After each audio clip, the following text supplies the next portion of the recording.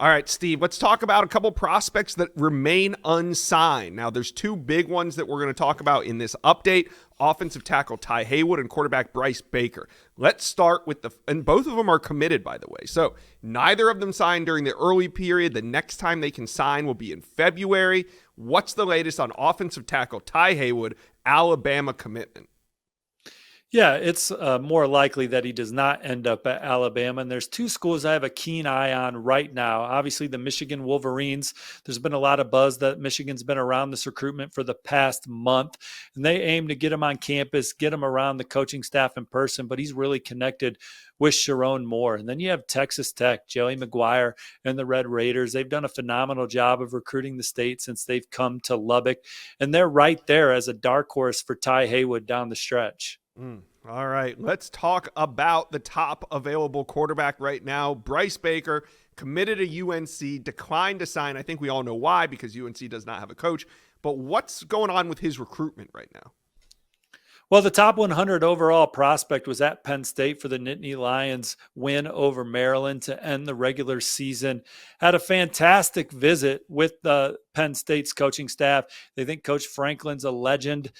They love what they heard from offensive coordinator Coach Kotelnicki, and they think that Coach Danny O'Brien is one of the top quarterback coaches in the country and have really formed a nice relationship with him. Penn State's been recruiting Bryce all fall. So there is a connection and some familiarity with the Penn State coaching staff.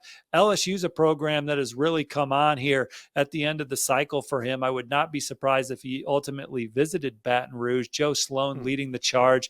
He's done some Zooms with LSU where they've really been intrigued by the way LSU develops their quarterbacks, from Jaden Daniels to Nussmeier this year, and what they've seen from him, the flashes of brilliance they've seen from Nussmeier this year. Just the technology and facilities around LSU are also attractive. But he's waiting to see who gets hired at North Carolina. He's been committed there for 2 years now. Excited to see who takes over that corner office in Chapel Hill, and then immediately building a relationship with whoever that new head coach is and finding out who the OC is, wondering or learning how he fits into their plans, how quickly they see him on the field.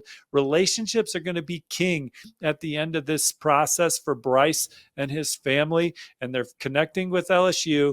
They've been connected with Penn State, and we'll see what happens with this new hire at North Carolina.